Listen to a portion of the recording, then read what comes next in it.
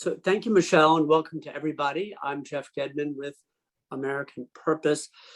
This session is part of a 3-day virtual conference we're convening this week. We began yesterday with Frank Fukuyama, the mayor of Budapest, Bob Zellick. We continue today with a number of really, in my view, really interesting sessions with fabulously compelling speakers. This session we've titled America's Voice in the World. Good heavens, this takes in a lot, from diplomacy to public diplomacy, and certainly US international media, or what is known sometimes as US international broadcasting, which includes Voice of America, Radio Free Europe, Radio Liberty, and other important congressionally funded media groups. We have a fabulous panel for this conversation. We have 75 minutes. Hard stop 2:15 Eastern.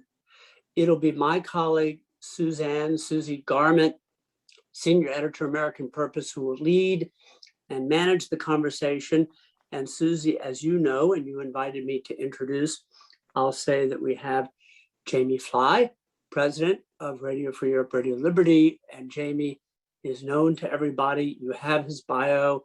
He's worked in the White House and on Capitol Hill and been a leader in the think tank space. We have David Ensor joining from London. David has worked in media, in business.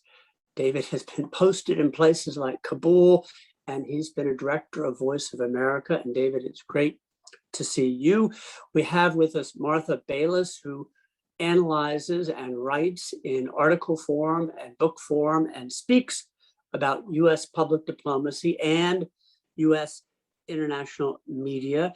We have Karen Kornbluh with us, who has worked in government, including as ambassador to the OECD. She's worked at a high level in the Treasury Department. She's deeply involved in issues of public diplomacy and US international media. She is chair of the board of Radio Free Europe, Radio Liberty. She chairs and is part of other boards in the space. More about that, I'm sure, shortly. And then Jay Tolson, my friend also, and former colleague from RFERL. He served as news director. He has been with US News Report and World Report, the Wilson Quarterly. He's at the University of Virginia, where he edits the Hedgehog Review, a fabulous publication. This, you all, is riches. It's hard to improve on this. There's a deep knowledge to tap into, and I'm excited. So Susie, you'll take over now, lead us in whichever direction, whatever you see fit. And we're excited, looking forward also to the Q&A. But thanks to everybody for being with us, and thanks for the panel. Thanks to the panel, and thank you, Susie. Thank you, Jeff. I was about to say an embarrassment of riches, but there's no embarrassment about it. It is wonderful to see you all, especially since we are, as they say, in an important moment. We have had 5 years in which all of you were on the front lines of a cultural, as they say, tsunami that encroached on the entire American shoreline and has not yet receded. So I have 2 questions as a civilian. Number 1, what has changed, including the question of, are we now simply in a restoration, or has something changed irrevocably in the field of public diplomacy? And number 2, to the extent that things have changed, what do we do now? So my instinct is to go in alphabetical order because you are all so distinguished. That, unfortunately, Martha, means you first. Are we simply in a period of restoration of the old values that were trampled upon over the past 5 years.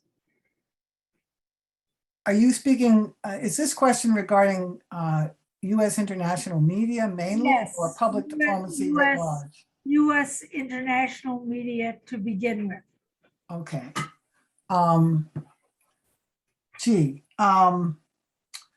Well, I could go on about the person who was made CEO under Donald Trump, but I have gone on about that in print and probably don't need to go on about it anymore now, since that person is no longer in that position. I guess I'd start with the creation of that position, which happened at the very end of the Obama administration, which created a kind of outlandish degree of, placed an outlandish degree of power in the hands of a single individual over this huge and sprawling and almost incomprehensible set of media organizations. I've been looking at U.S. international media, or I like to call it the USAGM, U.S. Agency for Global Media, for several years now, and it has taken me a very long time to get my mind even remotely around the whole system. And that's involved traveling the world twice and talking to people in a number of different language services in their bureaus overseas, as others on this panel have, particularly I'm thinking of Jamie and Jeff and Jay, have done extensive traveling for RFERL, more than I have done, and David as well, as a foreign correspondent and VOA head. But anyone who's traveled to these foreign bureaus, it's just staggering the size and complexity of this organization. So that's number one, undue amount of power placed in the CEO. And I wrote an article last winter in which I said, you could put Edward R. Murrow in that job and it would still be a bad idea. So that's the number one thing that changed, is whatever was passing for governance under the broadcast board of governors was better than this CEO, which is just fated to be highly partisan in our current political environment. And so it's a kind of disaster. At the moment, that job is filled by a responsible, fairly responsible acting CEO who's not behaving in the way we can expect a partisan political appointee to behave. So this is not a good situation. And so that's sort of kind of what everybody in this group probably already knows. I guess I would point to something else which may not be quite as salient to the members of this group. And that is, I think the American news media have changed in a direction, and this started before 5 years ago, but it became extremely pronounced in the last 5 years, in a direction that, say, a decade ago, it was very difficult for Americans to see. And what I'm describing is a kind of corrupt, crony, privately owned media. You could call it crony media, you could call it junk media, it's both, in a huge number of countries around the world. And Americans have trouble seeing that because it is not an authoritarian state-owned system. We're good at recognizing that. We understand Putin media, we understand Xi Jinping media. It reminds us of the 20th century with better technology. We're familiar with that. But when we go to a country like Nigeria, and we look at what seems to be the free media, but it's in fact extremely corrupt, extremely polarized and polarizing, corrupt oligarchs buying private media companies and turning them into their personal mouthpieces, and a public that really doesn't trust any of it and has to turn, if they're lucky, to independent media supported from the outside, including our own US media.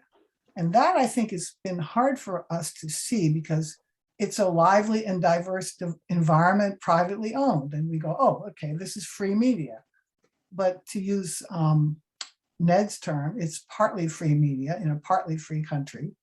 And it is totally subject to the corruption and the oligarchic and crony system that exists in these countries. I'm not saying we have that now in the US, But we've acquired enough of it. We've seen enough of that kind of process happening in the US that maybe this has sharpened our eyesight overseas. I'm not sure about that, but I think that's something that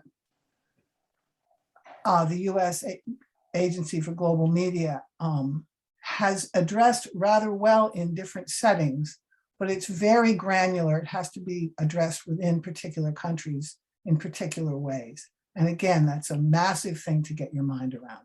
So I'll stop there. I don't know if I went over my time or not. There's no time, and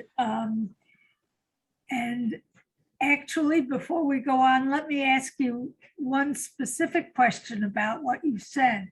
You mentioned corruption, and that has, it turns out, that's been a theme in these discussions. And I'm not sure we know what corruption is, or whether we have to redefine it for the present time. We've always had, for instance, we've always had media empires. We've had them run by individuals who were often megalomaniacs, who pursued their personal demons through the news outlets that they ran. What is it that distinguishes what you see now? Well, matter of degree, I suppose, and at a certain point, a quantitative difference becomes a qualitative one. Yeah. When I was in Nigeria a few years ago, I visited the head of the Nigeria Union of Journalists, which has members in every state in Nigeria. And it was a little rundown building on the outskirts of Abuja. And I went into this office where this interesting man, who was currently the head of it, had a stack of newspapers. The whole room was full of stacks of newspapers, but he had a particular stack on his desk preparing for my visit. And he began to pull the papers off the stack and hand them to me one by one after we'd chatted for a while, and saying, this one hasn't paid its reporters for 2 months. This one hasn't paid its reporters for 6 months. And he seemed to have them piled in order of how long it had been since they paid their reporters. So if you're a journalist in Nigeria, you know, it's one thing to say the head of an American media empire is, you know, has his own particular or her own particular political agenda. It's another thing where journalists can't feed their families unless they do puff pieces for their powerful owners or attack his political enemies in ways that are just, you'd find them in the sewer of the internet in this country, but you wouldn't find them on the front pages of our major newspapers. So maybe quantity difference becomes a quality difference after that. That's, you described that point. I could go on, but I won't. David, I'll bet you have seen this in your career. Yes, absolutely. In fact, recently, I was in Poland where the same is sort of being threatened. I mean, the government there, which is following the Hungarian model these days, has been buying off or arranging for its friends to buy off newspaper chains. It recently is currently threatening the license and the future of the one remaining truly independent television news station in the country, and generally very worrisome trends. And this is a NATO ally, a European Union member, the country where communism was first brought down by the people of Poland. So it's particularly ironic and worrisome that this is happening. Now, there may be maybe the Visigoths will be stopped at the gate because the U.S. is beginning to make some noise and complain. The station in question is actually U.S. owned. It's owned by Discovery, a U.S. company. So TVN 24 is the name of the station. So I just recently seen an example of this. One other comment I might make about what my dear friend and one of my favorite writers, Martha Bayles, just said. In terms of the CEO job at U.S. International Broadcasting, I think, differ a little bit on this. I was director of Voice of America in a period when the Board of Governors, the Broadcasting Board of Governors, was a mess, an absolute mess. And the damage that was done to VOA by sometimes board members was serious. So I was one of the people who wanted a boss, a single boss with real clout. And while I do see the dangers of there being someone like Mr. Pack in the job, and I don't really have an answer I can lay out for you here. I do not think the answer. I think two things. One, I don't think the answer is to just get rid of the CEO job. And two, I don't think it's realistic or likely that the Radio Frees and the other grantees will be allowed to not have any kind of federal oversight. I just don't see it. I'm not sure they should be allowed to either, but that's another question. But certainly I don't think it's realistic. So the question really, I think, is what should the powers of the CEO be? How should this be set up? Are there tweaks we can make to improve it? And there probably are. And I look forward to other people's thoughts on that. Thanks. Structure isn't everything. Jamie, you returned to your job at a wonderful time. What do you see in front of you? It's great to be with all of you. So I think certainly from an RFERL perspective, we're not just in restoration mode. We were, despite the fact that I was removed, and so RFERL was affected in that manner, I think we thankfully were protected to a certain extent, partly because of our distance perhaps, and because of Mr. Pack's focus on Voice of America. The intrusion into our editorial processes and our independence, I don't think was as significant as perhaps it was at Voice of America.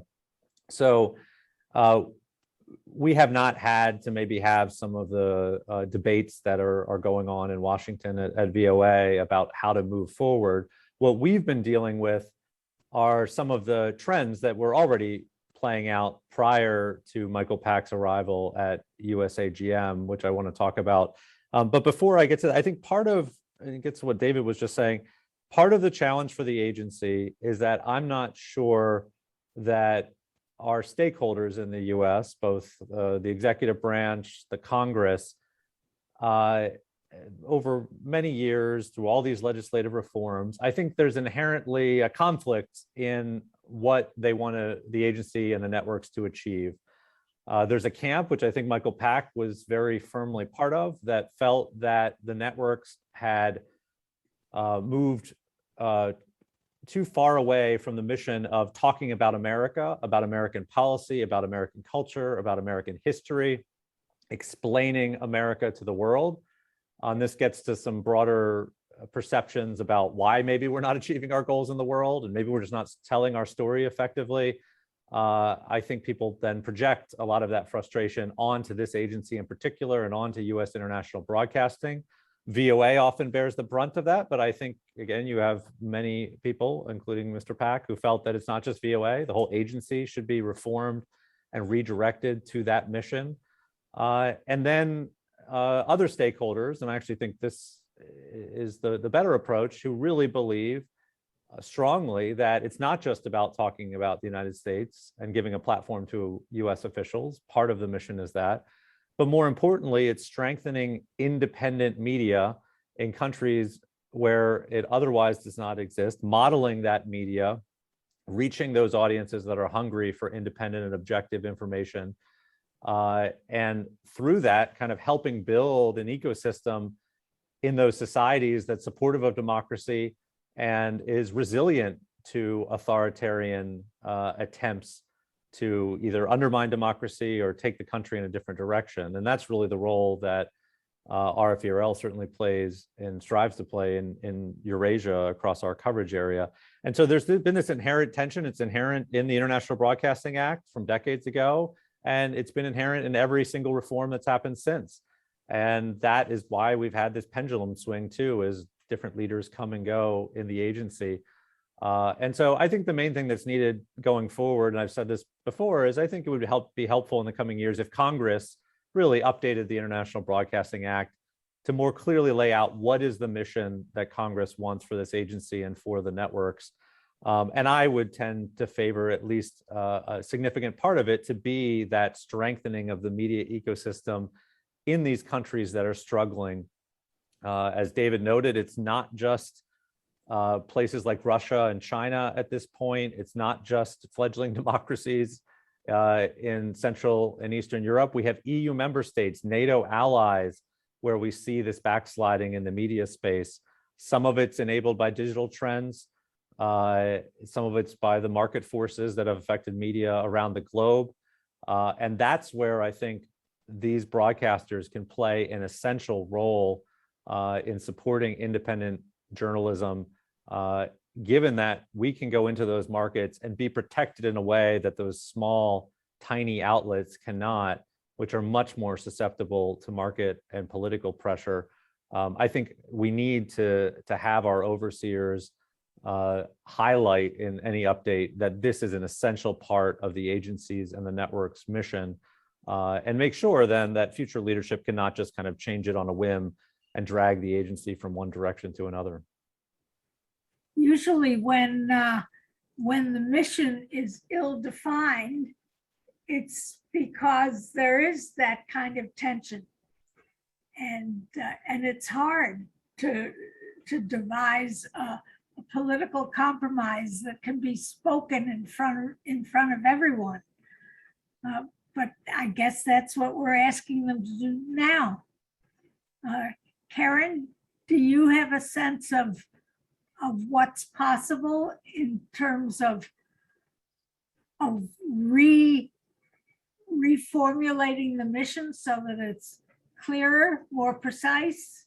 Yeah, first, thank you for organizing this and inviting me. I so enjoyed hearing all the previous remarks, and I'm so seldom in such a community of people who have thought so hard about all this. So I'll just to piggyback on what Jamie was just saying, I remember a really interesting juncture where the agency was arguing with Facebook about why the various entities of USAGM should not be labeled in the same way that they were labeling RT and Sputnik, and why instead it should be labeled more the way the BBC or other independent media are. And we pointed to the firewall, and we pointed to, for the grantees, the independent C3 status. And we showed how the agency was not supposed to get involved in editorial decision-making. And in fact, Facebook did, unlike I think maybe YouTube or Twitter, which does label them the same, Facebook did label the USAGM entities not in the way they label the propaganda arms of Russia. And I think that's that distinction is so important. And I've talked to people at Facebook since who have gotten so much grief, and they'd love to change their decision, but they just haven't found an opportunity, and they haven't found, it was the agency argued it successfully. On the other hand, when we were fighting Michael Pack we tried on behalf of RFE, and we succeeded on behalf of OTF, where I was also on the board, it was really tough to get a judge to understand what the firewall meant, what the independent C3s meant. So I think this is a really contested question of what's the independence of these entities? What's the role of them? Are they propaganda arms? Do they have a real separation from the government? And I agree that it needs to be clarified. And, from my perspective, I really like the idea of them being surrogate free press. And I think in part because of the rise of the internet, in part, changes in the media, I think we've sort of forgotten about the role of independent media as a democratic institution, as an incredibly important democratic institution. And we sort of think if everybody has a voice on the internet, that's good enough, as opposed to the process and the habits of a free media that's so important in terms of strengthening other civil society institutions, educating citizens. And I think it's going to be hard for us just to even go one level meta beyond Jamie, who was saying Congress should clarify it. I think it's going to be hard for Congress to clarify it. And in the process, we're all going to need to, get more conversant again about the importance of independent media and why it's so important. But I do think it's going to be important to clarify it for the next challenge. And having sat on the BBG, then USAGM board, when all these changes came about, my perspective about it was, I had heard about the really dysfunctional prior board. Jeff Shell had tried to bring us all together and make us not be so internecine, and we delegated our power.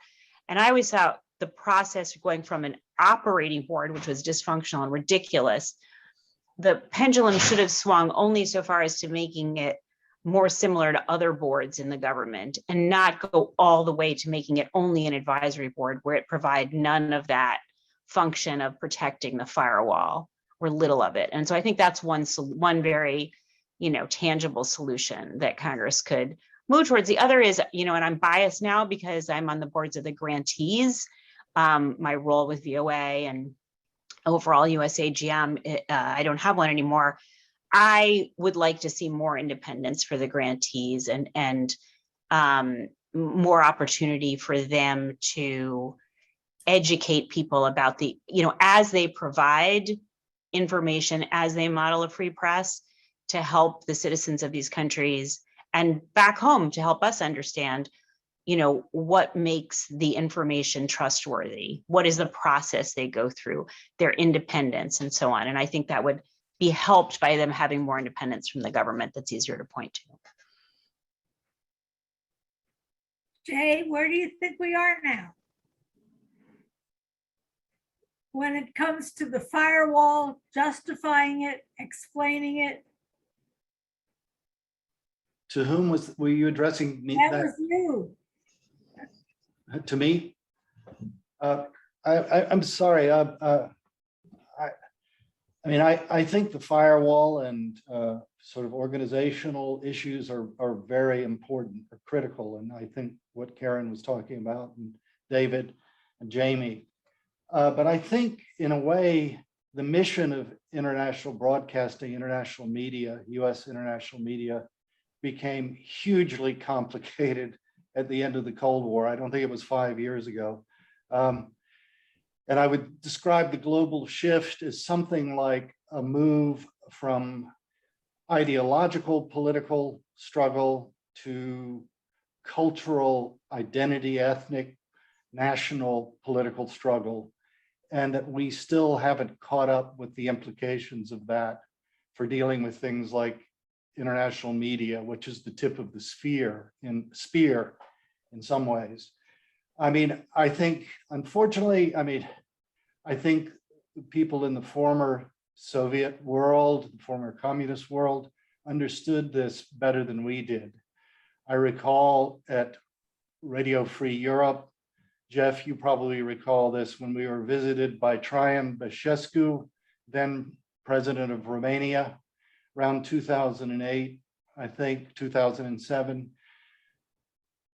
Basically, a very pleasant conversation he had with us. But at some point he chimed in, he said, I just don't understand why you all bailed out when you did, when you pulled up stakes in Romania and other Eastern European countries. That's when it was really becoming interesting. Of course, there was a moment when President Clinton wanted to pull up stakes completely, and he was talked out of it by a distinguished body of dissidents from the former Soviet Union and Eastern European nations.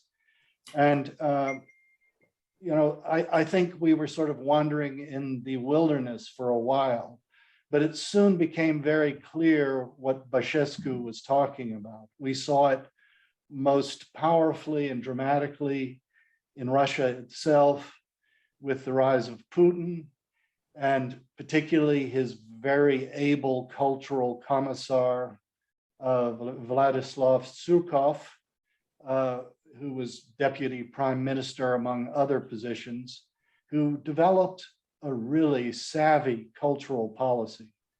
And he harnessed Putin's ambitions to this policy of destabilizing the environment, as some person once pithily put it, using democratic rhetoric to achieve undemocratic results. And he was brilliant at it. And it spread. And other people emulated it. From Orban in Hungary to the players in Poland and elsewhere. And I remember coming home when I was still at Radio Free Europe, giving a talk on something entirely different. Somebody who knew I was at Radio Free Europe raised his hand and said, have you all thought about starting a Radio Free America soon? And I thought that was fairly humorous, but I got his question. And I've of course started to worry very much about that in our own context. Obviously, we're engaged in a critical culture war at home that is threatening to pull us violently apart. It's still raging. Doing international media on top of this is like trying to launch a space program on top of a volcano. Maybe it will succeed.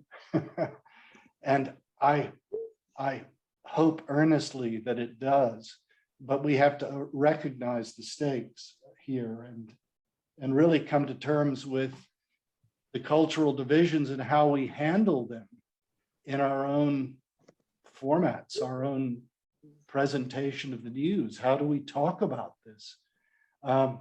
Unfortunately, if you engage in counter propaganda, as you know, you become propagandistic. So how do you how do you avoid the fleas when you lie down with the dogs? But I do think our role has to become far more culturally sophisticated. We have to engage with the internal cultural debates. I remember George Weigel early on when Putin was playing this very clever game with Orthodox Church in not just Russia, but in Ukraine. And it was attracting many conservatives because they thought, this is, he's preaching a godly message here. And George Weigel came out in First Things before First Things lost its bearings and wrote very clearly and strongly. He said, don't be taken in by this. This is a con. Putin is no more a Christian than any of the former Soviet premiers, maybe less so, maybe even more cynical than many. And it was true. Weigel spoke truthfully in First Things, and it was a brave statement. But subsequently, what I've seen is a number of prominent American conservatives trooping eastward, going to the church of Viktor Orban, entertained at the Danube Institute by, I'm ashamed to say, a former colleague, but taking up the mantle of these authoritarians in the name of, well, at least they're against the LGBTQ agenda in America or other sorts of reasoning, and either ignoring or downplaying the really terrifying authoritarian and ethnic card playing that is going on in these countries. So, whatever we can do to come to terms with this in international media, I certainly hope that it is successful. Let me return to whatever we can do.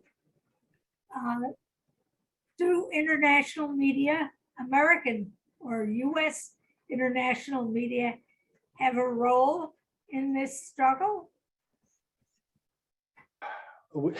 We either have a role in it or we will be rolled by it. Yes, right. We are being rolled by it right now. And the difficult question is, how much actual agency do we see? I mean, how much agency do we see in these international disruptors like Putin in our own media environment here at home and our political environment? How do we respond to that in an intelligent, sophisticated, and yet not propagandistic way? Martha? Yeah. The word culture has come up, reared its ugly head. Yes, yes. We have a peculiarity. Well, first of all, I'm responding to the excellent remarks that came before me. I don't know who to address, but since Jay brought up the cultural, It's hard. Hmm? It's hard. Yeah. Jay brought up the cultural sophistication of the Russians. I would recommend a book, if you haven't read it, most of you probably have, by a scholar called Arkady Ostrovsky, called The Invention of Russia, which is a blow-by-blow account of Russian TV as it developed under Putin, or as Putin developed under Russia TV. It's a very interesting insider's account, sort of. I recommend it. And it was from Jay Tolson that I learned to criticize the crony media that I was talking, news media that I was talking about before, because he memorably said to me, well, they can figure out pretty quickly what to do.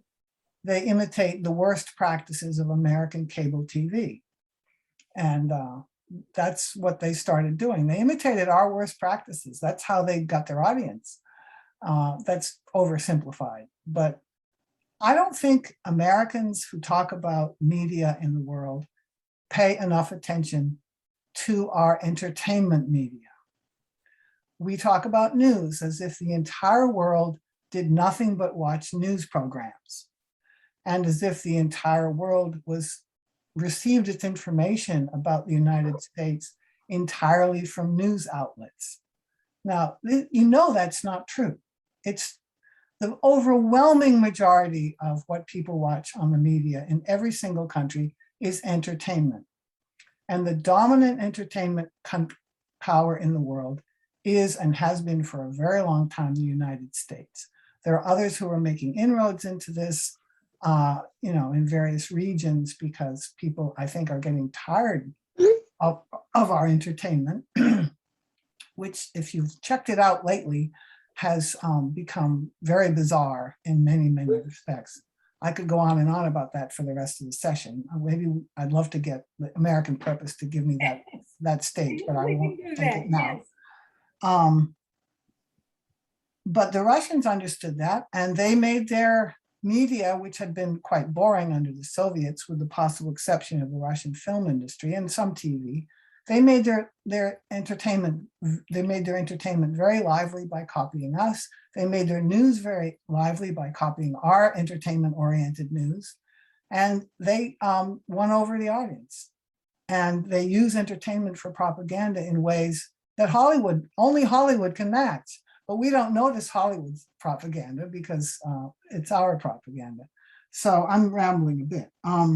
I do think that one strategy would be, and I've proposed this for a long time now, to somehow include some addressing of popular culture in mission 2 of the VOA Charter, and also make it part of the discussion among the grantees with foreign populations. I've got 2 unpopular ideas here, which I'd like to put forth, and then I'll stop. Please do. The first please stop. Oh. The first unpopular idea is that it's not going to be so easy to distinguish between surrogate news, which I admire and is probably the primary purpose of the system, from talking about America. And the reason why I say that, it's not for organizational reasons, it's because of the greater degree of interactivity in all of our media presence in the world. Between, it goes from call-in radio shows in Cambodia, which were a big innovation 15 years ago, to all the interactive stuff that happens on social media, and all the countries where social media is our main form of, and it's not a broadcast medium. We invite interaction, we invite commentary, we invite questions, we create forums for discussion.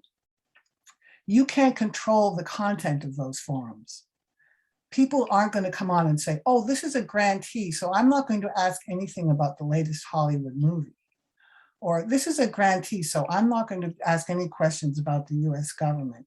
It doesn't work that way. If people want to interact with one of the grantees and they get to say and express themselves about America, they're going to bring up our entertainment, our culture, our government, our politics. They're going to bring up all this stuff that it would be very tidy to make VOA talk about.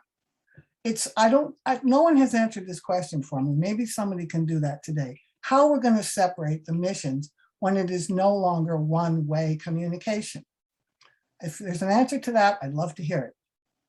And then the other unpopular idea, if I may go on for one more second, would be to introduce the discussion of our popular culture into these interactive media that we have in other countries. People are dying to talk to us, particularly young people, about our TV series and our movies and all this stuff. And it would be very interesting to create a number of forums where that could be discussed and where, we could let them talk about what they think of how we represent ourselves. There's an infinite amount of things that could be very interesting, and particularly for young people, about that aspect of American culture. How much of it is done even by VOA today? I would say probably zero. Maybe I'm wrong. There's probably a little bit done, but nobody wants to come close to that. And I guess those are my main points. I'll stop. That's enough. Those are big ones. But how can the US government entities insert themselves into this conversation? Is there anything to be done, or does one throw up one's hands and say, let her rip? Are you talking to me or you want others to respond? I mean, others, certainly. First of all, you have to consider the idea. If we're at the stage of getting people to consider the idea, then perhaps the next step would be, there's a lot of talented people who work for the US Global Agency for Global Media, a lot of incredibly talented, smart people. I have no doubt that a lot of those people could come up with some very good ideas. I've heard, most of the ideas I've heard came from them. So it's just a question of letting the roots or the branches of the system talk to us, instead of making it's not top down anymore, and it's not one way anymore. That's the ideology, but we don't really act on it enough, in my opinion. But I think we need to be as clever as Surkoff was in developing precisely what Martha was talking about, almost an entertainment, information or disinformation complex that has worked brilliantly within the Russian context, at least to date. The declining popularity of Putin is obviously a factor, but it worked very well. And I think we need to have a conversation about what our mission is in this new sort of global struggle. Whatever Quick interjection. Our mission is not disinformation. You didn't mean that. No. Countering disinformation, but recognizing and discussing openly the tools that are used in this struggle, foregrounding them. Can I just say, I really like the way you think, Martha. I always have. I like both these points you're making. On point one, what you said about not being able to divide between surrogate news and talking about America, that's why I don't think the surrogates can really go entirely their own way. I just don't think the taxpayer and elected representatives are going to want to spend money on two completely separate things, and with one of them not really answerable to them. On point two, I very much agree with you. VOA has had at least, and may still have some, of a rich tradition in music, obviously. And presenting music, talking about it, it has been an incredibly powerful thing for VOA over the years, not so much recently. And I would like to have seen that stay strong, if not grow. Tried to a little bit when I was director, but news always seems to trump culture at VOA. It's very hard to swim against that. I would love to see, I mean, I like, for example, listening to reviewers on NPR talking about the latest movies and saying whether they do or don't like them. It's interesting to me. I wonder if there isn't a way to have a chat show to talk about American public culture and to point out some of its flaws. I mean, we're never stronger than when we're being honest about ourselves, including the ugly underside. You know, that's what makes us a strong country, is that we're willing to talk about that stuff. And, you know, a lot of the things that go out right now from Hollywood representing our country, or people think they do, are not very attractive. And they don't show very attractive sides of our country, as you have written, Martha. I'd love to see conversations about that, discussing it, airing it. And since these movies have global release, you know, they're a legitimate topic for conversation globally.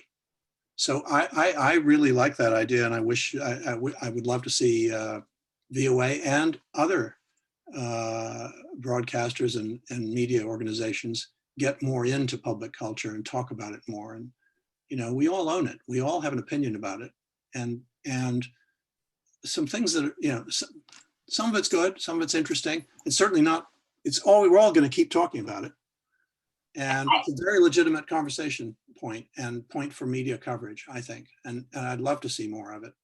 Just a I'd quick like to push back. I'd like to push back just a little bit. I mean, I think first of all, the USAGM compared to, you know, some of our authoritarian competitors is not super well funded. And so I think there's a real question about the extent to which we want to be duplicating what people can get on the internet. You know, we have OTF, which tries to get people on the internet so that they can benefit from content, get them access to VPNs and so on, avoid surveillance when they're doing that. So one question is just about duplication. The other is that when you're in this new online environment, it's very hard to distinguish between what's opinion and what's straight news. And I think that's true if you're the New York Times. You know, an op-ed comes across my news feed and it says New York Times. And if I'm not super literate and old enough to remember that the op-ed page was on the other side of the masthead and didn't represent, it's very hard. And I think, you know, that's especially true in this environment that we're talking about. So I would push back, which is not to say we don't want entertaining news. And I'd love to hear Jamie talk about how RFE is attempting to do that. I know RFA is also working really hard at that. I think we want to leverage our assets. There's no question. But I'd think really carefully about what the mission is and how we don't undermine that if we go in this direction. Can I just interject a comment, Susie? Sure. I didn't want to interrupt before, but I would definitely qualify what I said before. It depends on the market. If you're talking about Belarus, it's probably better to focus on the news function and the truth-telling function and not worry about what people in Belarus are getting out of the latest Netflix series in terms of their impression of American society. But if you're talking about Indonesia, or you're talking about some countries in Africa, or you're talking about some other countries that are not in a state of crisis, the dwindling number of countries that are not in a state of crisis, and you're trying to build a fairly robust audience, particularly among young people. And I'm not saying for commercial reasons, but you have to have that audience there for that surge when there's a crisis or there's some reason. And I'm not trying to replace news with entertainment. I'm trying to talk about culture as a American culture, American life and thought and institutions, as it says in the VOA Charter, is grossly misrepresented by the most popular media in the world, namely ours. And I'm just talking about some kind of way of correcting that among people who live in countries where they have time and energy to think about it. Jamie, your name has been invoked. Yeah, I'd just say, I mean, I think I do agree that this is an area that the agency should be doing something on. I guess I disagree a bit how much of this the surrogates can do effectively. Partly it's budget, as Karen noted, at a time when we're already falling behind in pretty much every single market, behind Russian funded media, Chinese funded media. We've over decades slashed RFERL's presence in the United States. We have a skeletal staff in the US. Now, some of these things don't need to be produced in the United States. We do have some cultural programming that we do in our larger services, but with freelancers and others who contribute programs that discuss music or movies and things like that. So I've never been opposed to it. And I think it's something that we can invest in when we have the resources, but it's very difficult in most of our markets. Most of our markets are in crisis right now.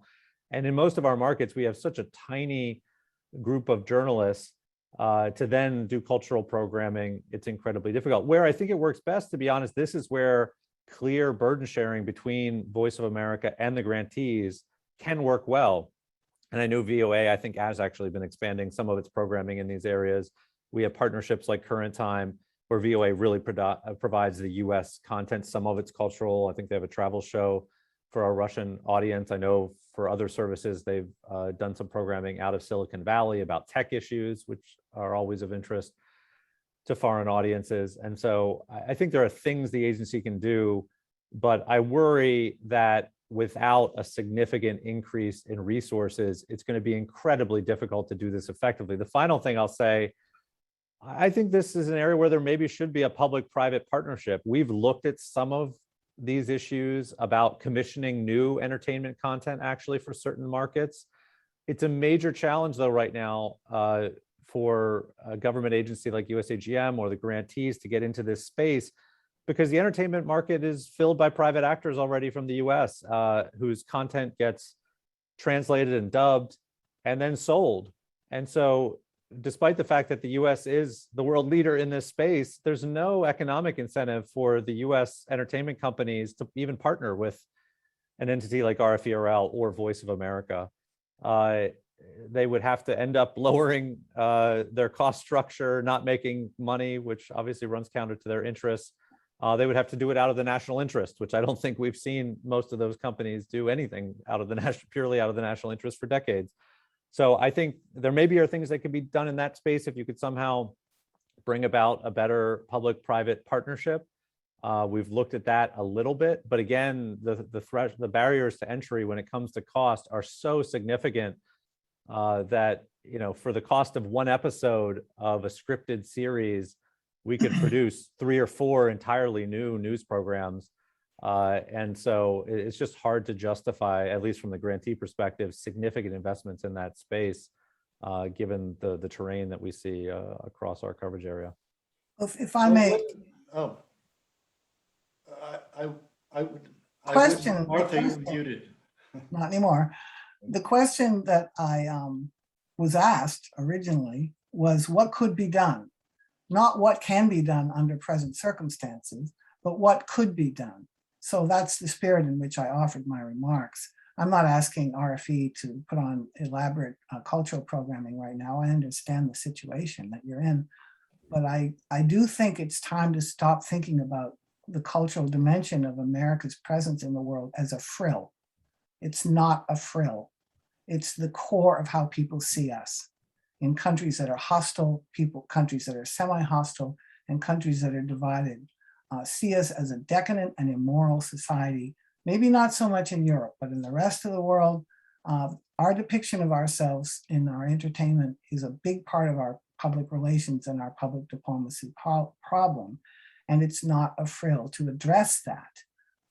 So I'm not talking about making new movies to entertain people in a propagandistic way. I'm talking about addressing the self-image that we ourselves have projected.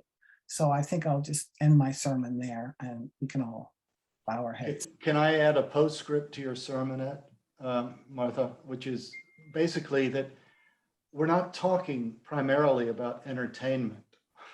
We're talking about, although it's involved heavily in projecting America's image, it's also coming to terms with culture in the realm of values, notions of truth, notions of truth right now, of what holds. This is where the struggle is going on, and which is why I say if we don't figure out ways of dealing with it, of foregrounding it, we'll be rolled by it. We are being rolled by it. And partly this is a matter of just discussing it, putting it in the forefront of our discussion programs. I have to sign off, but it was great hearing all of you. Can we open the floor? You can put comments in chat, or you can raise your hands.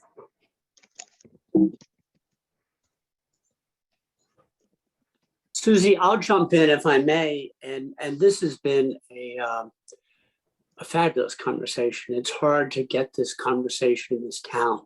This has been intelligent and careful and sophisticated, and thank you all.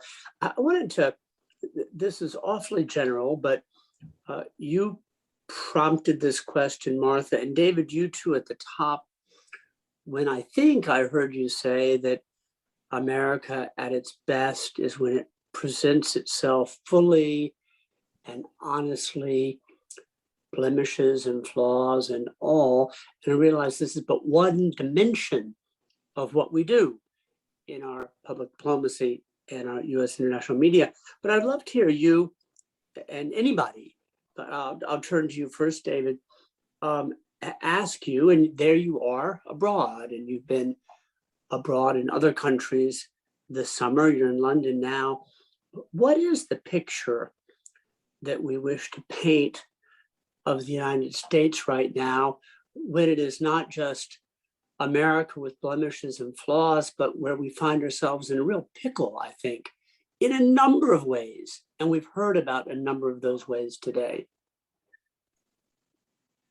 Yes, I'm not sure I have any great sweeping visions to present, but humility is obviously a virtue for Americans these days.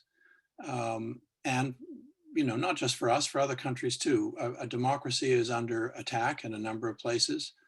And our democracy has barely survived the last 5 years. It still needs help. And we need to be honest about that. And frankly, we need to be talking to other countries and trying to learn from other countries, something that America has never done all that well. I think that in terms of what international broadcasting does and what diplomacy and public diplomacy do, it's a time for us to get back to values, to remember what our values are, to stand for those. The country's been making a number of, in my opinion, mistakes recently. We're in a very contentious period, a difficult period. We have a pandemic on top of everything else to deal with. People who, we need to stand for the values, that we need to be clear about what our values are. And one of our most important values is freedom of speech. Radio Free Europe, Voice of America, and the others, represent that every day. It's such an important thing. We need to continue to do so. We need to be clear about it. We need to be clear about what isn't good journalism when that happens. I just really believe in the power of truth in the end, even in an era when the internet seems to have made lies more profitable for some people than the truth. We need to get through a struggle probably where, frankly, I suspect some of the big internet companies are going to be regulated in ways they aren't right now. And quite how that's going to be figured out, I have no idea. It's a complicated matter, difficult matter, but I doubt that our society, or for that matter, others, are going to really tolerate some of the things that are still going on in terms of people actually making money off of lies on Facebook and on other platforms, and that being a profitable business, not only for them, but for Facebook and others. There's got to be some way that people are going to say, we don't accept that. Now, obviously I believe in freedom of speech. I don't believe in heavy government regulation of media. It's a terrible thought, and especially when you have societies, oppressive societies that are delighting in the idea of trying to control that. So we're undergoing a big discussion here about how should we manage speech, virtual speech, and so forth. I think we have to show humility. We don't have all the answers in America, and we need to have a conversation with others about it. The European Union needs to be very, very much listened to and discussed with about this. What's the road forward for freedom of speech? So David, I want to hear from the others, and sorry, Susie, if I add one more word.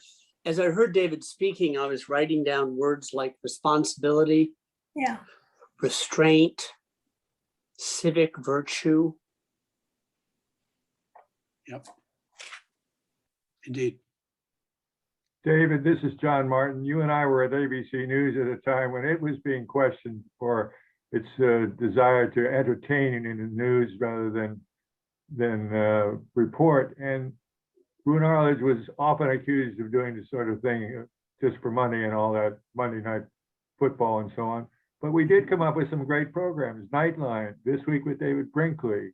They were honest reporting. You did some of it. We all tried to contribute to it. Is there some seed there that would help you now? Creative ideas and in how to better present to the public and reach more people and get them engaged, I mean, are always valuable. And as someone said earlier, I think it was Martha, there's no way it isn't a conversation now. It's not one way anymore. It's two way.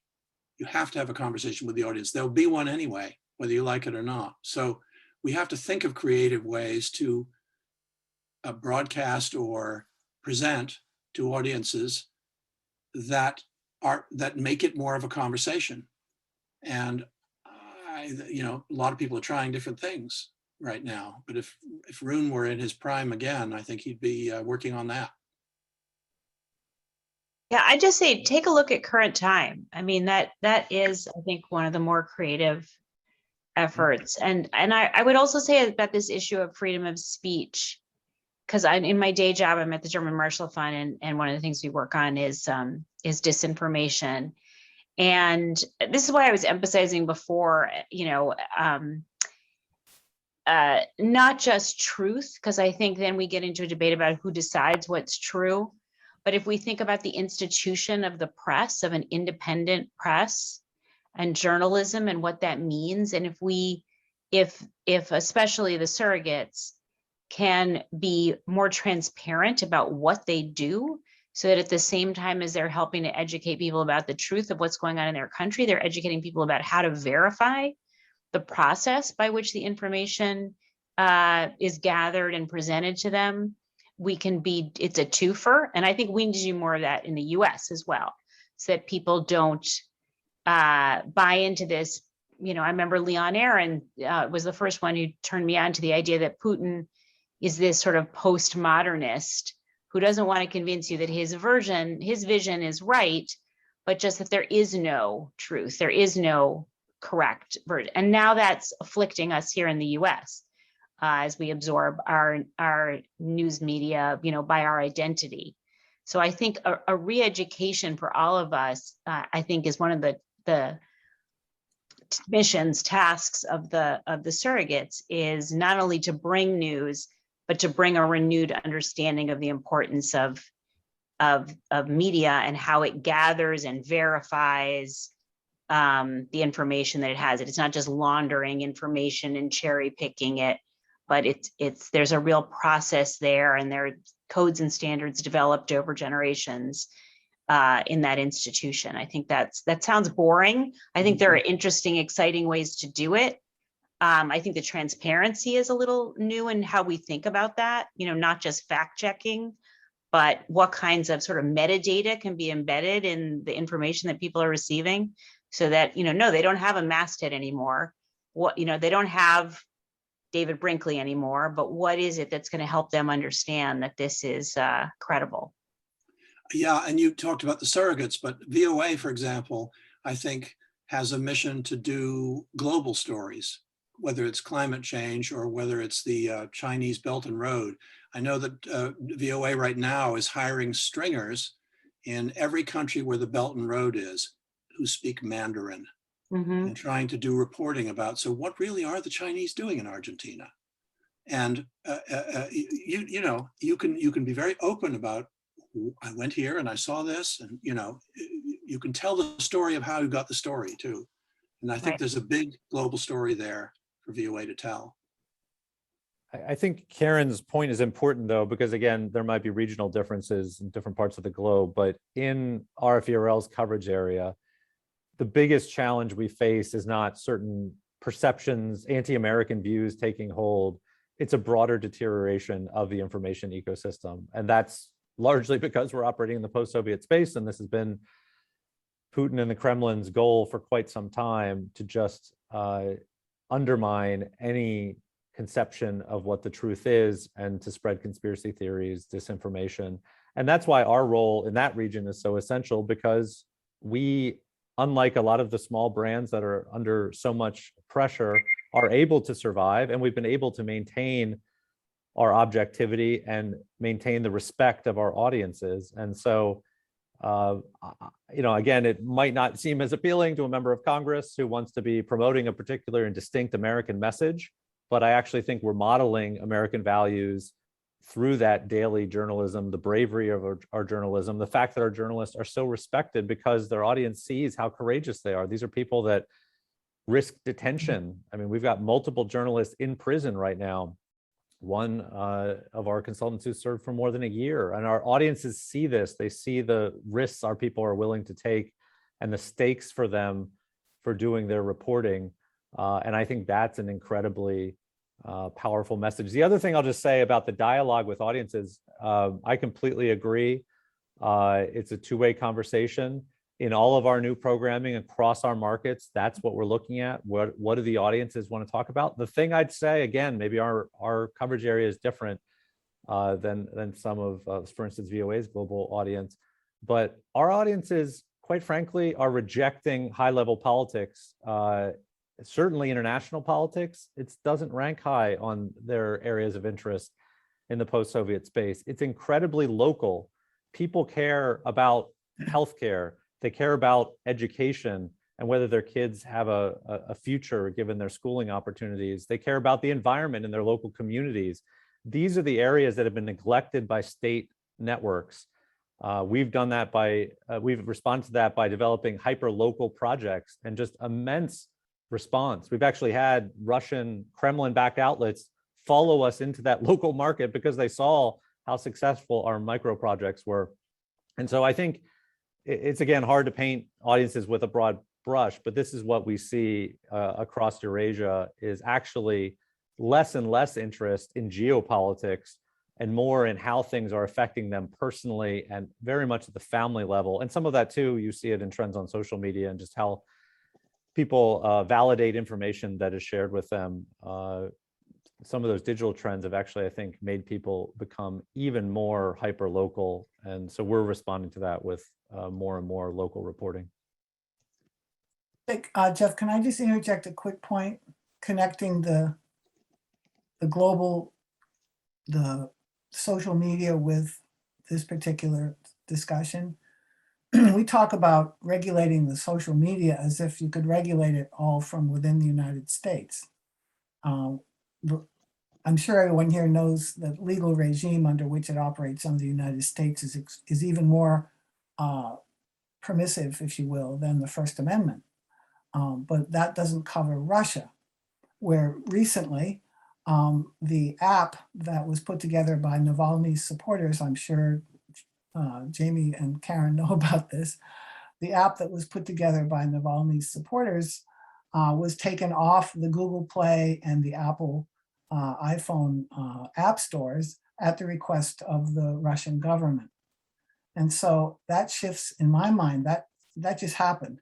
That shifts in my mind to the very challenging and really should be front and center subject of OTF.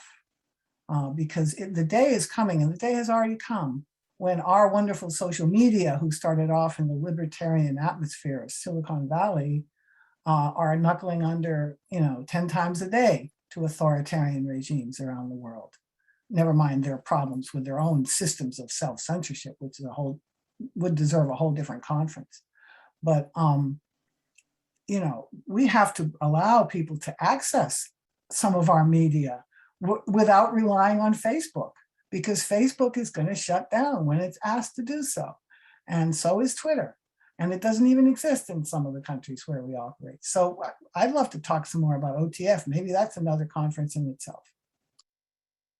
It's another conference, but I think it's clear from this discussion that it's a conference that has to take place, because these are the issues that are going to occupy us for the next decades. Jeff, would you like to take us out? Susie, thank you. And all of you, thank you. Jamie, thank you for mentioning minutes ago the remarkable work of the women and men who do what we're talking about in extraordinary circumstances. I know you, Karen, others are still working on the evacuation of congressionally funded journalists working for VOA and RFRL in Afghanistan. And there are other trouble spots too. So I think it's very important to acknowledge that. Thank you for mentioning it.